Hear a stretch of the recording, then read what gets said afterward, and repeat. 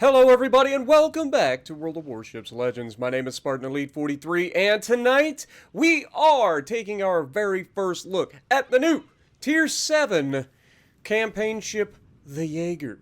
It is a pan-European destroyer that is probably not going to be on the top of anybody's Christmas list this year. So, let's look at the commander. We're running Jersey Swirsky with Eric Bay and Space Fishy. This is the same build that I use for my other pan-Euro destroyers because torpedo speed must go fast. Anyway, we are running Contact is Imminent. We're looking at Look at Me Now. We have Perceptive, and we are running Cloudy Days with Unstoppable as our inspiration, or our commander legendary tip, whatever you call it. Anyway, the reason I'm using Perceptive and not back in stock is simple, folks, and I will go over it in the video coming up. Alright? You must use Perceptive or Twist and Track, preferably Perceptive because it reduces the incoming damage as well. So, personally, Perceptive is what you want. Alright? Now, let's look at the actual ship. What are we running? We're running Aiming Systems Mod 1, but only because there's no real reason to run anything else. The main battery traverse speed is fast enough, so you don't need to buff that. The AA is non-existent, so no reason to buff that. And then the Aiming System Mod 1 is the only other option, so why not? Propulsion Mod. You will likely be doing a lot of speeding up and slowing down. The traverse, or the rudder shift is okay, so Propulsion Mod just makes the most sense for this ship. Okay? Concealment System Mod. Again, you need this. You need to be able to sneak around the map and do what you want. Alright? This ship is so one-dimensional, you have to be able to move around the map uncontested. Okay? And the last thing, obviously, is going to be our Torpedo Launchers Mod 3. And I'll be real honest, I'm considering making this an epic mod. Because I think there's actually a reason for it. You could reduce... Remember, reduction of the reload time on your torpedoes, because it's such a long time, you get a pretty big bonus for that. So if you're getting a minus 15% plus, I would assume it'd be another 5% every time.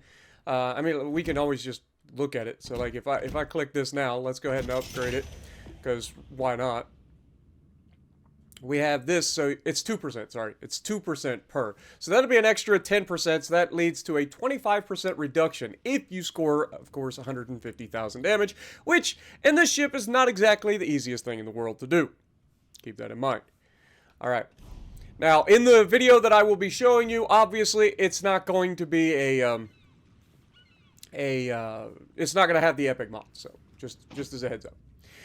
We are running the standard loadout. There's nothing here to change. We are running the Italian Unity flag, because if you squint just right, it kind of looks like a Spartan helmet. And then the Type 9 camo that comes with the ship. There's no reason not to, right?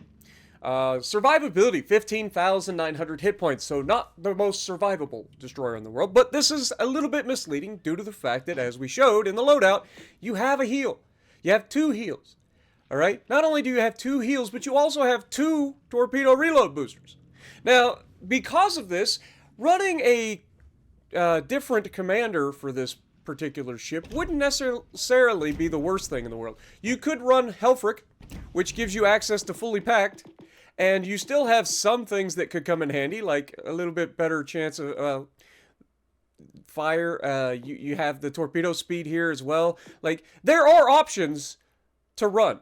Now, his thing is AA and maximum movement speed, so we don't really care about that. But there is other options for you to do here. We can go with the sea detectability still. We have Velocious, which allows us to move faster. You could reduce incoming damage or increase your maximum HP, or the torpedo relauncher or launcher reload time. And then, of course, standard fall, torpedo launcher, main battery reload time per 1% hit points lost. Again, not the worst idea. So you could see where Helfrich would be a potential player here. And what you would give up is obviously Unstoppable for fully packed, which gives you an extra consumable on all of your charges, whether it be the freaking engine boost, the heal, or the fully packed, or the torpedo launcher. So Again, not a bad choice. If you do run this, though, instead of running Space Fishy, I would definitely switch out Makawa. Obviously, this was used for cruiser, so Eric Bay, Jersey Swirsky would be your two guys here. That would give you the best possible concealment that you can get. Again, you want concealment on this thing, because this is not a get into a gunfight kind of ship. Can it? Yes, we'll show that a little bit later on too, but I'm just giving you guys other options, okay? And as far as Stig Eriksson, I have no idea what this guy does. Engine boost cooldown, torpedo damage is increased, just your normal torpedo commander, it looks like. Yeah, I mean, is what it is. What is this? Risk of main battery being incapacitated. Yeah, this is literally useless. Yeah, personally, it's either Helfrich or Jersey Swirsky for me. I use Jersey Swirsky in this build. If you guys want to see me try the Jager with a full Conrad Helfrich build and see if we can't meme up the fact that we can get the reload time on the torpedoes down, let me know. I will definitely entertain that kind of a meme build. You guys know I love mixing things up on occasion. I like to do the things that nobody expects out of a build because it can be funny. And for me, that makes a lot of fun out of the game. All right, so anyway, we've looked at the commander, we've looked at the loadout. Let's get into the specs. So 15,900 hit points, not the most in the world. It's pretty average, I would say, for a tier 7 destroyer. If you run William Sims, you can get that up a little bit higher. I think it'd be 18,000 to 20,000 hit points, which is a lot more respectable. So let me know what you guys think about that. Main battery, you've got 150 millimeter guns, which are fantastic, but the problem is you only have 3 of them. And because they're 150 mil, they do reload in 4 seconds, which is better than I would expect out of 150 mil guns, but there's only 3 of them, and they only reach out 10.5 kilometers with this build. 180-degree turn time is fantastic. HE shell, I say fantastic, 18 seconds, but I'm telling you that you won't notice that because they have the ability to completely rotate 360 degrees. Why is that a cool thing? That means when you're dodging with your 3 guns are almost always where you need them when you need them. By the time your ship rotates around to shoot off the other side, your guns have already made it. So, again, it may not be the best 180-degree turn time for a destroyer, but it's enough because you don't have to rotate the guns all the way back around the other direction in order to get them onto the other side of the ship. They just simply move to the other side of the ship. It's fantastic. That is the one thing that I haven't heard anybody else mention about the Jager up to this point. All right? I know that nobody's liking the Jager. Everybody's hating on the Jager. It's a terrible ship, right? And I'm not disagreeing that it's a terrible ship. What I'm saying is there is fun to be had with these little turd blossoms that are just yeeting torpedoes left, right, and center at everything that moves with 94-knot torpedoes. HE shell maximum damage is 2,200 with an 11% chance to set fire. 11% chance to set fire! Alright? Nobody's talking about that either. These are 150 mil guns. They're not 127s. These are 6-inch guns. Alright? 6-inch guns with a 11% chance to set fire. So not too shabby for a destroyer. And we haven't buffed any fire chance at all. That's its base fire chance. That's pretty ridiculous. Pretty ridiculous. AP shell maximum damage 2,950. You get a chance to use the AP on somebody, you're having a bad day. Is all I'm saying. Yes, it's 150 mil guns, so the AP is a viable solution for certain ships, especially if you're in a trouble with a cruiser who decides to go broadside. But again, the lack of DPM is going to hurt you. You have less than 3,000 AP maximum damage. So even if you do get to use the AP on somebody, like the most you're going to score is 2,950 damage per Citadel. And good luck. Your heal's not going to save you in that situation. Your torpedoes might. Torpedoes! Speaking of which, we have the 533 millimeter triple launched torpedo tubes. You have 12 of them. 4 triple launchers. Now, the reload time on these launchers isn't ideal. But again, we have come up with a solution that might actually work out for getting this below a minute. But we would have to check that out. I haven't tried it yet. So if you guys want to see it, leave it down in the comments below. I will meme it up for y'all. Anyway, we have 12 533 millimeter triple launchers. Okay? Or, sorry, not 12 triple launchers, but 12 torpedo launchers, triple tubes. Reload time is 72.3 seconds, which for triple launchers seems a little bit long, but you do have the 2 reload boosters, so it is kind of okay. 180-degree turn time, 6 seconds. We don't care about that because torp launchers always are stupid fast. Maximum damage is 7,533. That's a problem. All right, these things do not hit at all. Like, you hit somebody, they just giggle at you. Unless, of course, they get permaflooded, in which case, that's where you want to be. The other thing that this thing is very good about is completely saturating an area with torpedoes. Because these are triple launchers, the spread of the torpedoes over a longer range isn't as much as, say, a quad or a quintuple launcher. Where they, even at a narrow spread, a bigger launcher will give you a wider spread, meaning there is more gaps between the torpedoes for bad things to happen, like teammates or bad guys to just sail between. Alright? Because these are triple launchers, you can get some ridiculous area denial going on through gaps, and we're going to showcase some of that in the video ahead, so get ready. The torpedo detectability, these are 94 knot torpedoes with this build, meaning everybody can see them. Problem is, it doesn't matter if they can see them. The Rock knows, because they're doing 94 knots. I don't care how long it takes you to see them. You're done. You're gonna hit them. Dodging these torpedoes is not easy. You better know exactly where they're coming from. Otherwise, you're gonna walk into a wall of skill, the likes of which you have never seen before. And then you'll laugh because you're initially like, oh, I'm fine. And then you see the reload booster coming a few seconds later. So, yeah, be careful out there is all I'm saying. If there's a Jager nearby, count on torpedoes. And for the AA defense, like I said, you would have better luck going out onto the deck with your Glock and shooting at the planes yourself. You don't have any AA. 7.92 millimeter Schwarzlos. That's the best I'm giving you. Average AA per second, 4. Not 400, 4. Not 40, 4. Firing range, 1 kilometer. I'm telling you, it's literally a dude with a freaking rifle out on the deck going shooting up at the planes. 70 millimeter Skoda, or Skoda, I forget how the Skoda is pronounced. I remember it from World of Tanks, I just forget it. Is it Skoda? Or is it just Skoda? I forget. Anyway, K10. You get 4 of those shooting out 9 damage per second at 3 kilometers. Oh yeah, you're scaring off every plane at that point.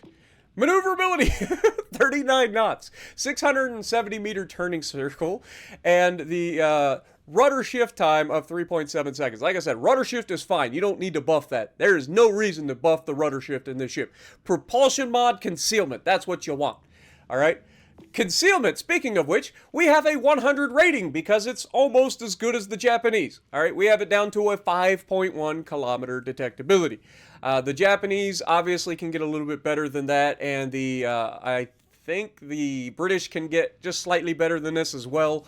But you're right there with the American destroyer and so on. Like if they build it for a full concealment build, you'll be right there. Most people do not go full concealment on destroyers because reasons. And that means you will be able to outspot most people that you run into, which is hilarious. And then, of course, detectability by air, 5.6.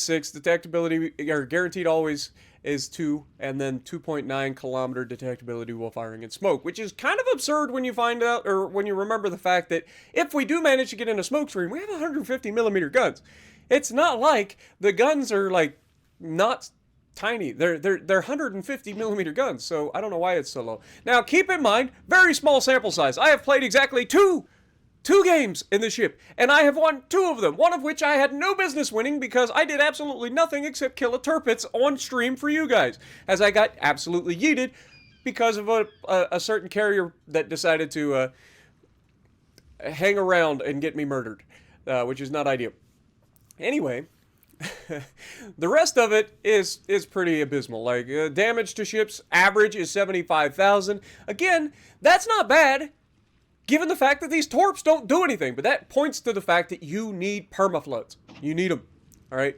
Armor, it's a destroyer. You don't have armor. You have 19 mil pretty much everywhere, right? There's just 19 millimeters of armor everywhere. There is no armor belt here. There's nothing. It's 19 mil or nothing, okay?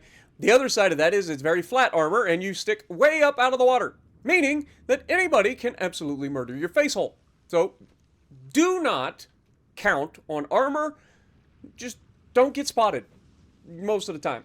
And if you do get spotted, keep yourself at a range at which you can dodge relatively easy using your rudder shift to your advantage and keeping those little pea shooters of yours on target and just harassing people. All right? Overview. Hidden. Good concealment means the ship can get closer to enemies before being detected, and you will utilize this if you know what you're doing. Fast torpedoes. The ship has faster, I would say faster than average. It is pan-European destroyer torpedoes. They are speedy boys. They are literally Michael Phelps with flippers. All right? They are headed out there. The only thing they're missing is the Japanese nuclear-tipped torpedoes. Okay, we don't have that. Heal consumable. Destroyer equipped with a repair party, which is underutilized because most of the time you're probably not going to be wanting to get into a gunfight to where you're being spotted and needing to heal. Okay? That being said, may not be the worst thing either, because you can take some of those risks to get those perma-fires and stuff, or to get a fire before you know that somebody's going to get flooded, because let's be honest, everybody likes to damage con a single fire for some reason in this game. And because of that, you can get a fire on your way in and then catch them with a wall of skill, the likes of which nobody has ever seen before, and they will be like, oh my god, this guy literally just brick-banged me. I watch a lot of chillin' plays and quick GG. Leave me alone. Jager! In 1917, Austria-Hungary began working on a project to build a destroyer leader. A total of 8 leaders and 12 destroyers were planned for construction. Draft designs were implemented or submitted by Blum and Voss and Gans Danubius. That sounds like something straight out of Harry Potter, man. Gans Danubius.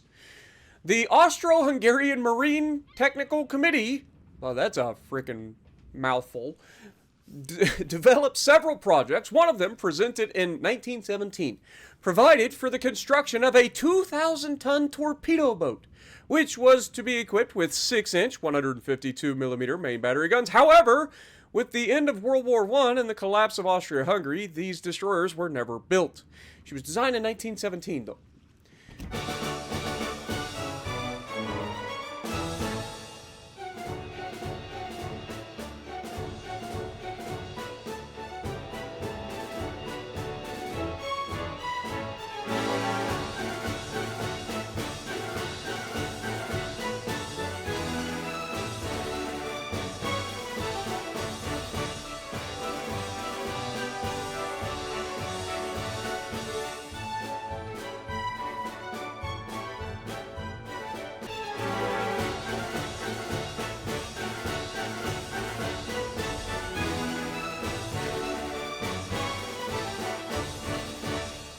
Alrighty, so we are going to be on Trident, and we have possibly the worst possible scenario for this particular ship.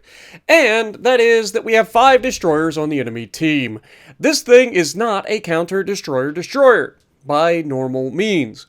However, with a little bit of prior planning, you can, in fact, make easy work of most destroyers that you run into, because most destroyers that you run into are not going to be anticipating a wall of skill the likes of which no one has ever seen before.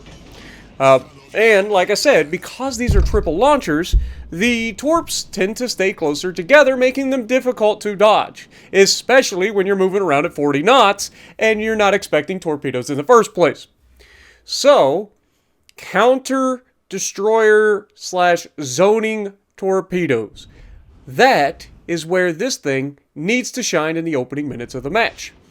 Especially if you're up against this many destroyers. If you only have 1 or 2 destroyers in a match, countering the destroyer isn't necessarily your top priority, because you're going to be missing out on a lot of opportunities to do other things. But as you can see, I initially put one out there. I start measuring up the Colorado, because remember, we do have decently long-range torpedoes. I think it's 12 kilometers, right? So you can see that we just don't quite have the range. Maybe it's 13, I forget. We don't quite have the range to hit the Colorado, so we send one in the direction of the Vanguard, because why not? You miss all the shots you don't take, and we have plenty of torpedoes to spare. So we didn't launch all of the torpedoes, because I want to make sure that we figure out who this little turd burglar is right in front of us. So we use the other 3 sets of torpedoes very strategically, separating them by just a little bit to try to make sure that the torps stay close together. Now that third launch is going to cover a little bit of both of the first two launches. Look at it. Look at that wall of skill. Tell me that ain't perfect. And those are running 94 knots, meaning if you're running counter or broadside to those, good luck dodging them. So right out the gate, because we know we have twist and track, look at this. Bonk. Bonk. And suddenly, that brings this skein down into gunboat range. So now I feel pretty confident in my ability to neuter this man with my 3 little pea shooters.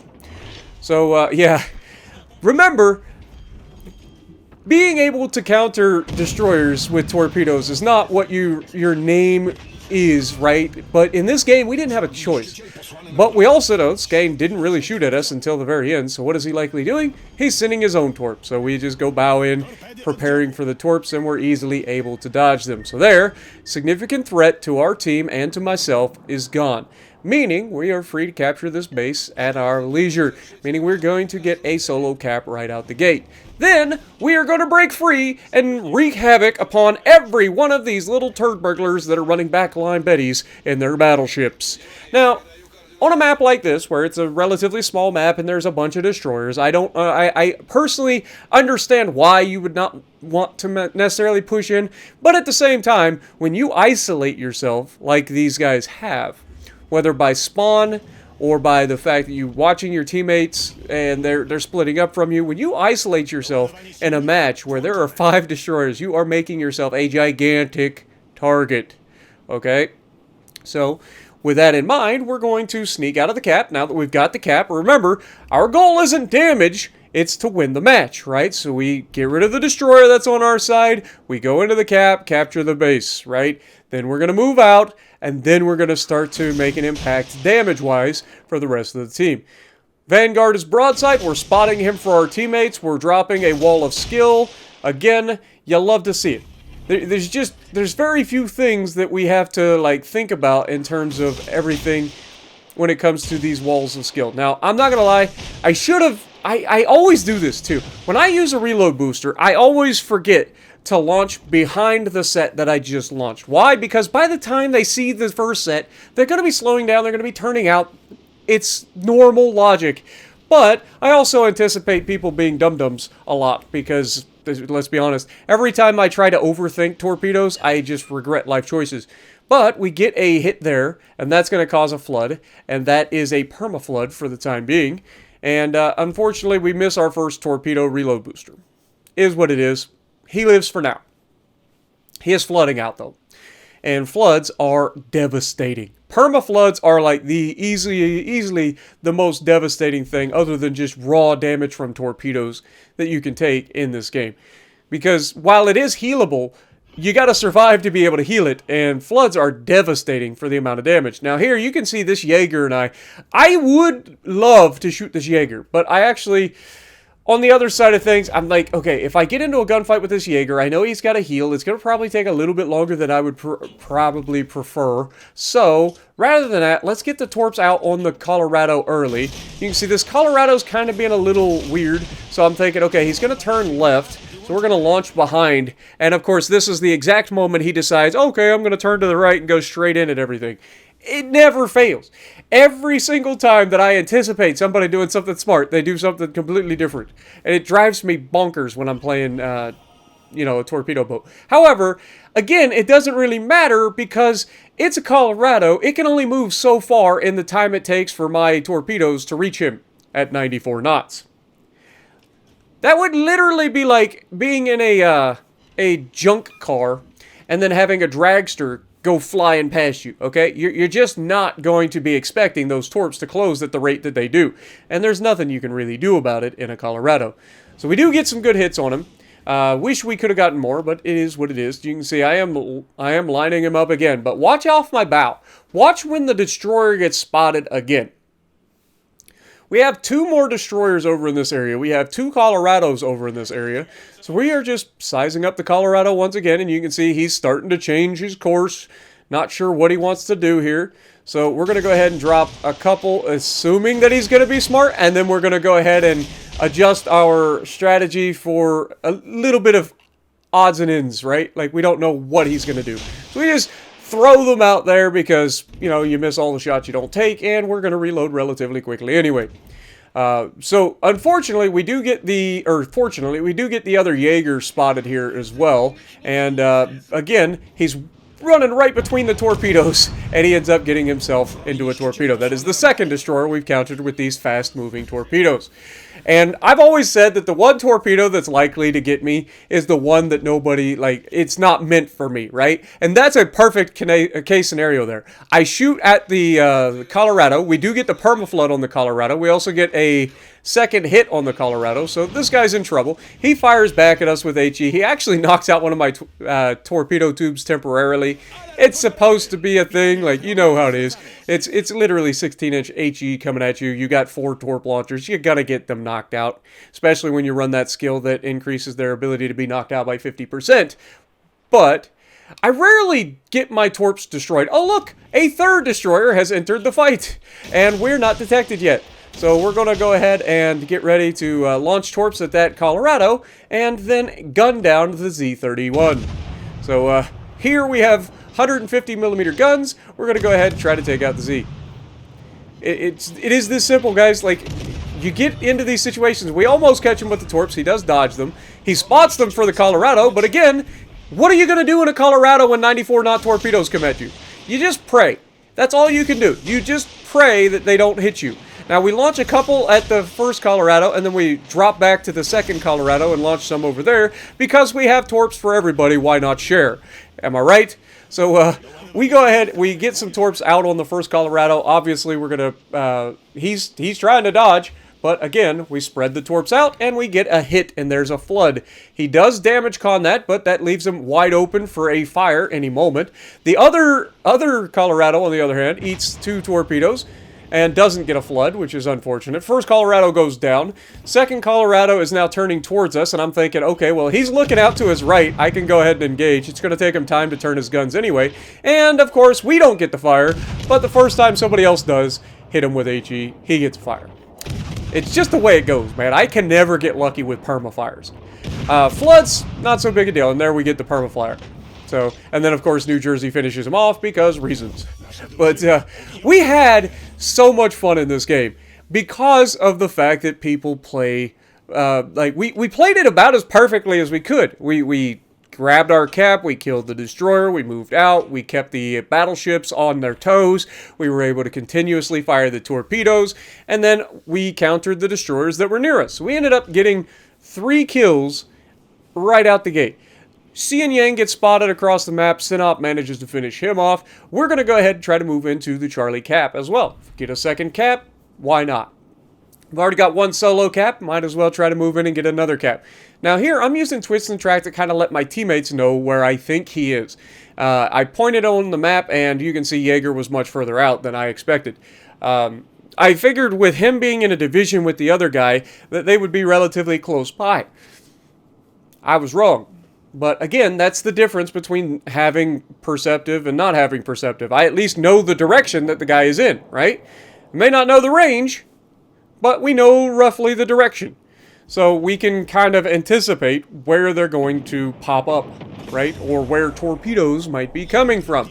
These are all things that you need to know. So here you can see torpedoes coming in, and again, I mean, these torps are moving really quickly, as the cruiser is about to find out. Bonk. They may not hit very hard, but they will hit you, and you will not enjoy it. Because torpedoes, at the end of the day, whether they hit hard or not, still hurt. That is the equivalent of getting hit by a citadel of a cruiser, okay? When a cruiser citadels you, that's what these torpedoes feel like. If you've ever been citadeled by a cruiser, you can see how that can go wrong real quick. And then on top of that, if you add in the fact that this thing easily can cause permaflood, I mean, with having reload boosters and having the fact that the torpedoes reload in 72 seconds anyway, like, you can stagger the launches of your torpedoes out so that you're almost always launching the torpedoes. If you stagger your launches by like 10 to 15 seconds, you're pretty much always going to have at least 1 set of torpedoes ready to go.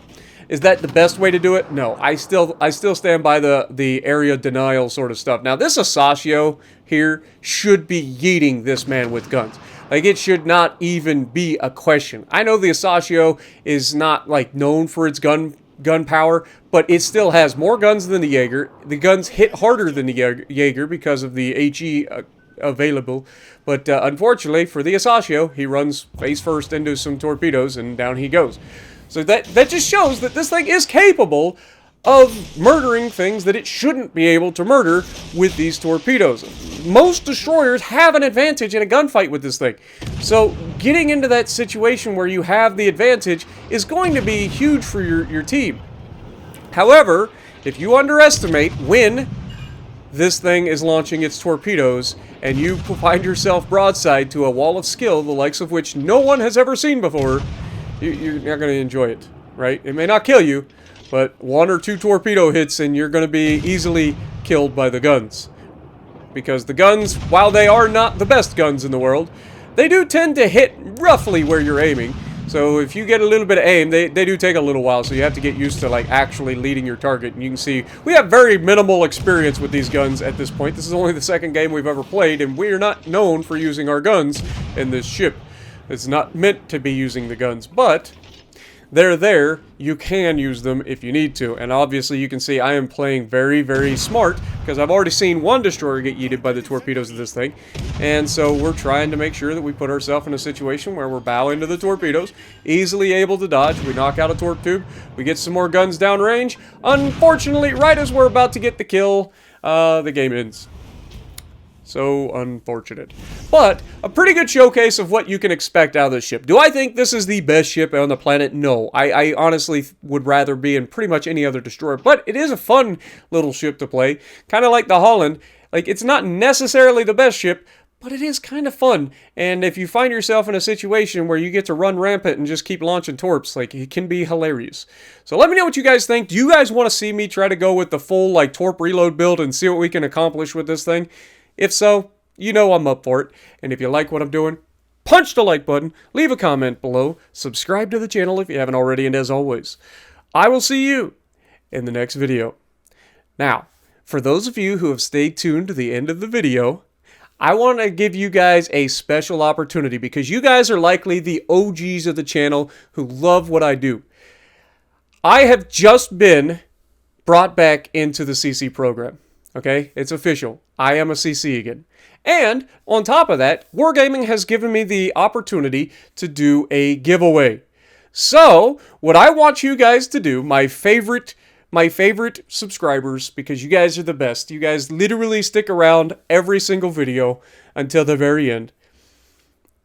Go ahead and leave your gamer tag and your console down in the comments, okay? Gamer tag, console down in the comments.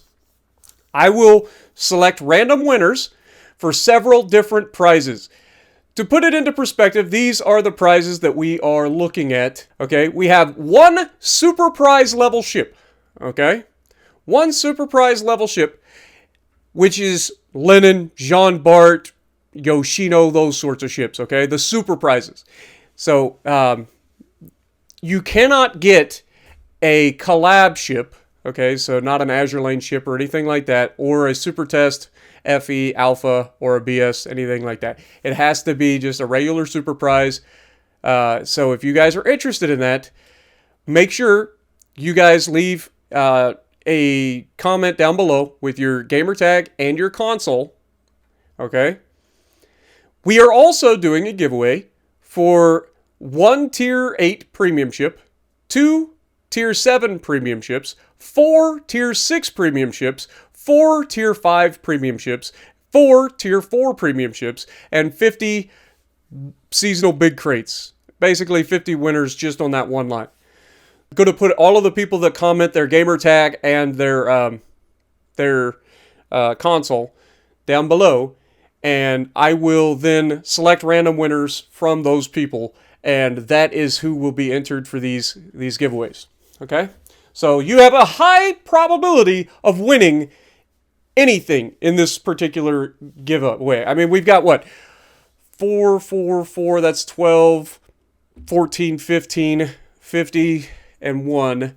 So that'd be 66. 66 different things that can be won in this particular giveaway. So For that, prepare yourselves. Thank you guys so much for everything, and I will see you guys later.